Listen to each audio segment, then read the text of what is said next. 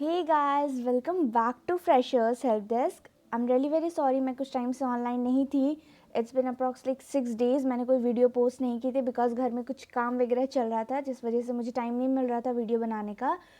आज फाइनली मैंने सब चीज़ कंप्लीट करके एक ये वीडियो आप लोगों के लिए प्रिपेयर की है, जो कि इंडक्शन मीटिंग के ऊपर है। मैंने आप लोगों के मैसेजेस देखा, मेल देखा, आप लोगों ने से कहा कि मैम हमारी इंडक्शन मीटिंग का शेड्यूल आ गया है, हमारी इंडक्शन मीटिंग हो गई है, हमने अटेंड कर लिया है। और वहीं कुछ बच्चों ने मुझसे कहा कि मैम मैं अटेंड नहीं कर पाया, मेरी मीटिंग छूट गई है, तो उसमें क्या करूं। तो मैंने सोचा क्यों ना मैं आपको उसकी डिटेल शेयर कर दूं कि आप में से जिनकी भी वो मीटिंग छुट्टी है उसमें आपको क्या क्या बताया जाता है, वो मैं आपसे यहाँ पे शेयर कर दूंगी।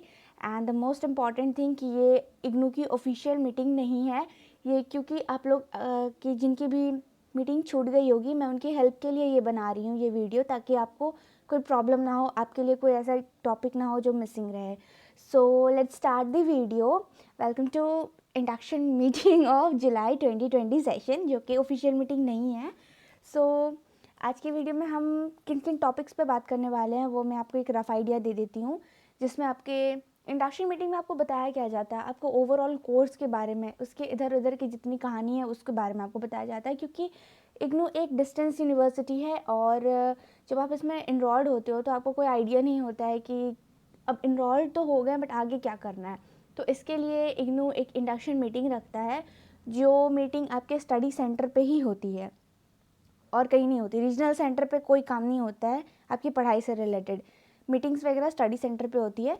वहाँ पे जो मीटिंग में आपको जो टॉपिक्स बताए जाते हैं वो कुछ ऐसे रहते हैं, लाइक कोर्स, आपकी फ़ीस के बारे में, आपके कोर्स के स्ट्रक्चर के बारे में, एग्ज़ाम्स के बारे में, री रजिस्ट्रेशन के बारे में, डिग्री, क्लासेस, प्रैक्टिकल, असाइनमेंट, आपको पढ़ाई कैसे करनी है, आपके बुक्स के बारे में, आपके एग्ज़ाम फॉर्म्स के बारे में, आपके स्टडी सेंटर के बारे में, आपके रीजनल सेंटर के बारे में। तो ये सारी कुछ चीज़ें टॉपिक्स होती हैं जो वहाँ पे आपसे डिस्कस करते हैं। या तो आपके जो स्टडी सेंटर के कोऑर्डिनेटर होंगे वो आपको एक लेक्चर प्रेजेंट करेंगे और वो आपको समझाएंगे। मैं जस्ट कुछ ऐसा ही करने वाली हूँ, ज़्यादा मतलब लॉन्ग वीडियो नहीं करूँगी, बट शॉर्ट में आपको समझा दूँगी जो आपको समझ में आ जाए। कोर्स के रिगार्डिंग आपको पता है कि आप बीसीए में इनरोल्ड हुए हो, और इग्नू में 2 टाइप्स की बीसीए की ड्यूरेशन है। मिनिमम ड्यूरेशन जो है वो 3 years की है ग्रेजुएशन की, जो कि सभी लोग करते हैं, और मैक्सिमम उसकी 6 years की है। एंड बीसीए जो है वो एक सेमेस्टर वाइज कोर्स है, जो लाइक आपके एक साल में 2 सेमेस्टर होते हैं 6 months के। तो बीसीए है आपका सेमेस्टर वाइज कोर्स। तो ये होगा आपका कोर्स का डिटेल। फ़ीस के बारे में आपको पता है, बीसीए की फ़ीस जो है इग्नू में फ़िलहाल वो 40,200 है फुल कोर्स की, जिसमें आपको पर सेमेस्टर 6,700 रुपीज़ लगते हैं आपके फ़ीस पर सेमेस्टर की फ़ीस। स्ट्रक्चर जो ओवरऑल आपका बीसीए का है वो ऑलरेडी मैंने बहुत डिटेल में अपनी वीडियो में शेयर किया हुआ है। एक वीडियो है मेरी IGNOU BCA full course structure, उसमें आप देख लो जा करके सारे, मतलब आपको किस किस सेमेस्टर में क्या क्या पढ़ने को मिलने वाला है, किस किस टॉपिक से आपकी पढ़ाई होने वाली है, वो टोटली वहाँ पे मैंने अच्छी तरह से एक्सप्लेन किया। तो आप वो वाली वीडियो ज़रूर से चेक कर लेना, लिंक मैं दे दूँगी डिस्क्रिप्शन में। एग्ज़ाम्स के बारे में जैसे बताया जाता है कि एग्ज़ाम्स जो होते हैं, क्योंकि बीसीए आपका सेमेस्टर वाइज कोर्स है, तो आपके एग्ज़ाम्स साल में 2 बार होंगे, एक जुलाई में और दूसरा दिसंबर में। तो कंफ्यूज नहीं होना है, आपने जुलाई सेशन में एडमिशन लिया तो आपके फर्स्ट सेमेस्टर के एग्ज़ाम दिसंबर में होंगे। अगर आपने जनवरी सेशन में एडमिशन लिया तो आपके फर्स्ट सेमेस्टर के एग्ज़ाम जो है वो जुलाई में होंगे। रिमेंबर, साल में 2 बार एग्ज़ाम्स होते हैं, बीच में और कोई ऐसा टेस्ट वेस्ट कुछ भी नहीं होता है, सिर्फ सेमेस्टर एग्ज़ाम्स होते हैं। री रजिस्ट्रेशन की बात करें तो री रजिस्ट्रेशन होता है आपका, लाइक मैं आपको एग्जांपल देती हूँ, आपने जून में अभी एडमिशन लिया, जून जुलाई जो भी है उसमें आपने एडमिशन लिया, और फिर आपकी क्लासेस वगैरह स्टार्ट हुई, आप अपनी सब चीज़ कंटिन्यू कर रहे हो। आपके दिसंबर एग्ज़ाम से पहले, मेरे क्योंकि पहले हुए थे, जब मेरा फर्स्ट सेमेस्टर था तो मेरे पहले फॉर्म्स निकले थे, उस वक्त में आपके री रजिस्ट्रेशन के फॉर्म मिलते हैं। और री रजिस्ट्रेशन का फॉर्म जो होता है आपके नेक्स्ट सेमेस्टर के लिए होता है, कि आप खुद को अपने नेक्स्ट सेमेस्टर के लिए इनरोल्ड कर लो। हर 6-6 महीने पे आपको इनरोल करना पड़ता है अपने आप को, फ़ीस सबमिट करके, तो वो री रजिस्ट्रेशन का फॉर्म निकलता है।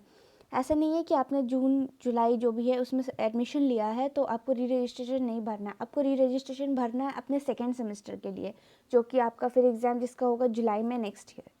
तो री रजिस्ट्रेशन भी आपको फ़िल करना है, आप फ्रेशर्स हो तब भी आपको री रजिस्ट्रेशन फ़िल करना है। उसके बाद आता है हमारा डिग्री।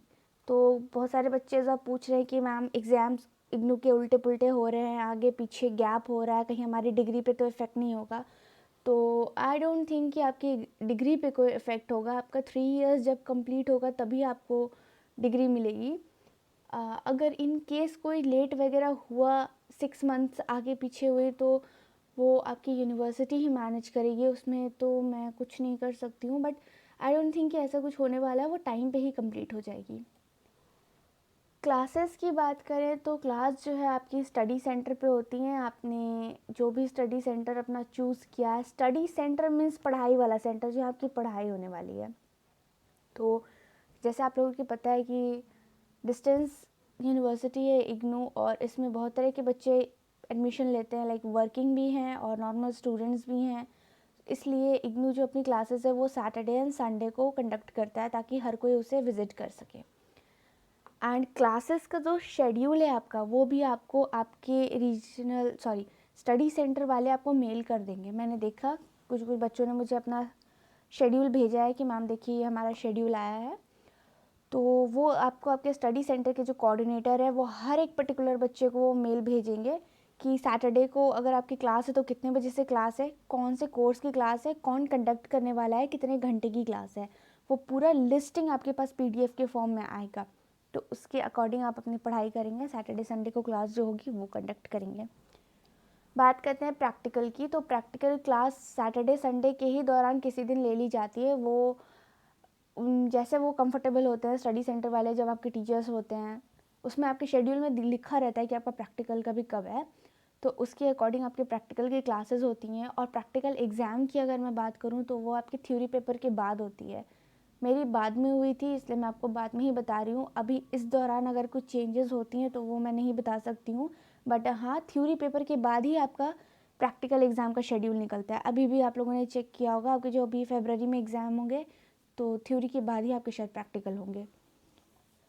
असाइनमेंट तो सबसे मेन है, वो मैं हमेशा से आपको बता रही हूँ, हर वीडियो में अपनी बता रही हूँ कि आपको असाइनमेंट बनाना है। बहुत सारे बच्चे कंफ्यूज हो रहे हैं कि मैम मेरा एडमिशन हो गया, मैं एनरोल्ड हो गया, मुझे असाइनमेंट नहीं मिला है। तो असाइनमेंट इग्नू किसी को मेल नहीं करता है। रिमेंबर, असाइनमेंट के जो क्वेश्चंस है, इग्नू का जो वेबसाइट है जो अभी डाउन चल रहा है, आप लोग उसे ओपन करने का ट्राई कर रहे हो, वो ओपन नहीं हो रहा है, मुझसे भी ओपन नहीं हो रहा है, इसलिए मैंने अभी पीडीएफ मांगा था क्वेश्चंस का।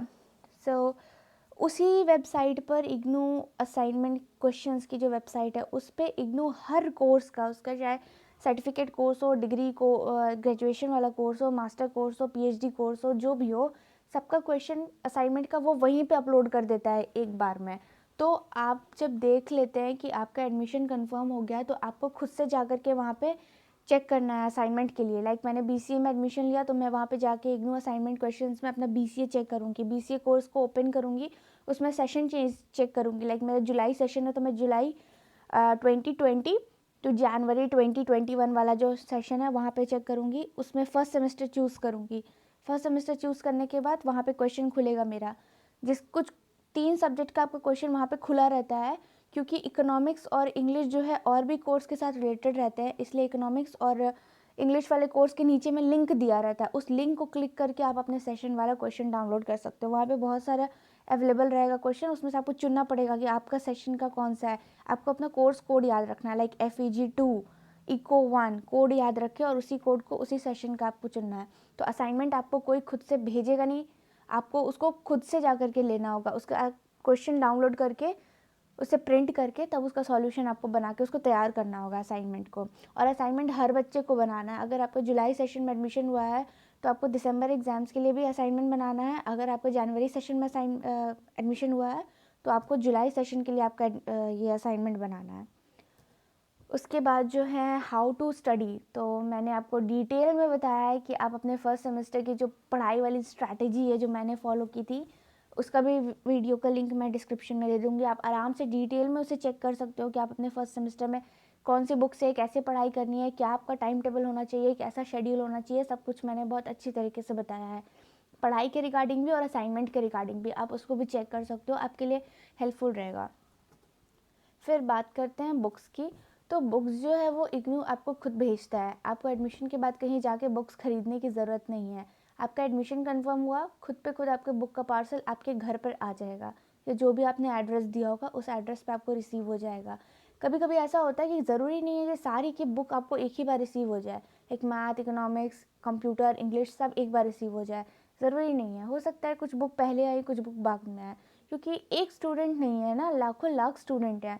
और मैंने देखा है, जब मैं रीजनल सेंटर गई थी अपने, मैंने देखा था कि वहाँ लोग किस तरह से मेहनत करके इतनी इतनी सारी बुक्स की, मतलब टाल लगी पड़ी थी बुक्स की, सारे पैकेजेस को वो लोग फिलअप कर रहे हैं, उसमें उसको जो सारा डिटेल है वो स्टिक कर रहे हैं, फिर गाड़ी से भर भर के उसको भेज रहे हैं। सो बुक्स जो है वो लोग बड़ी मेहनत से भेजते हैं, तो उसके लिए प्लीज़ थोड़ा सा पेशेंस रखें। आपकी बुक्स आपके एडमिशन के 1 मंथ के अंदर आपके घर पे पहुंच जाएगी, आपको और कहीं नहीं जाना है। अगर आप कोई हेल्प बुक वगैरह लेना चाहते हो तो आप उसे अपने लोकल स्टोर से देख लो, वहाँ जा कर के आप बोलो कि अब मेरे को इग्नू की फर्स्ट सेमेस्टर की बुक दे दो, जो भी इकोनॉमिक्स, कंप्यूटर जिसकी भी है, तो वो आपको दे देगा। वो आपके लिए एक लाइक साइड हो जाएगा, साइड बुक आप उससे पढ़ सकते हो। और हाँ, इग्नू की जो बुक्स होती है, मुझे नहीं लगता है किसी लोकल बुक स्टोर पे अवेलेबल होती है जहाँ से आप जाके उसे ख़रीद लो, वो खुद ही आपको भेजता है। हैंड बुक अवेलेबल होगी, लेकिन ओरिजिनल बुक जो रहती है वो शायद अवेलेबल नहीं रहती है। अब बात करते हैं एग्ज़ाम फॉर्म की। सो एग्ज़ाम फॉर्म्स जो होता है, लाइक आपका जुलाई में एडमिशन हुआ, मैं आपको बार बार स्टार्टिंग से ही बता रही हूँ, जुलाई में एडमिशन हुआ तो आपका फर्स्ट सेमेस्टर का एग्ज़ाम होता है दिसंबर में। तो दिसंबर एग्ज़ाम्स को देने के लिए आपको एग्ज़ाम फॉर्म भरना पड़ता है, और एग्ज़ाम फॉर्म में पर सब्जेक्ट आपको 150 रुपीज़ करके लगता है। अगर बढ़ा होगा तो मुझे नहीं पता, मैंने नहीं भरा अभी। तो एग्ज़ाम फॉर्म जो है वो 150 करके लगता है आपको पर सब्जेक्ट का, वो आपको भरना होगा। और हाँ, एग्ज़ाम फॉर्म भरते टाइम एक चीज़ ध्यान रखें कि एग्ज़ाम फॉर्म शायद भरने से पहले आपका असाइनमेंट सबमिट होना चाहिए, क्योंकि वहाँ पे एक नीचे में ब्लॉक आता है, उसको आपको टिक करना पड़ता है कि आपका असाइनमेंट सबमिटेड है, already submitted, you have already submitted your assignment, वहाँ पे आपको टिक करना पड़ता है। अगर वो आप टिक नहीं करोगे तो आपका एग्ज़ाम फॉर्म लेगा नहीं।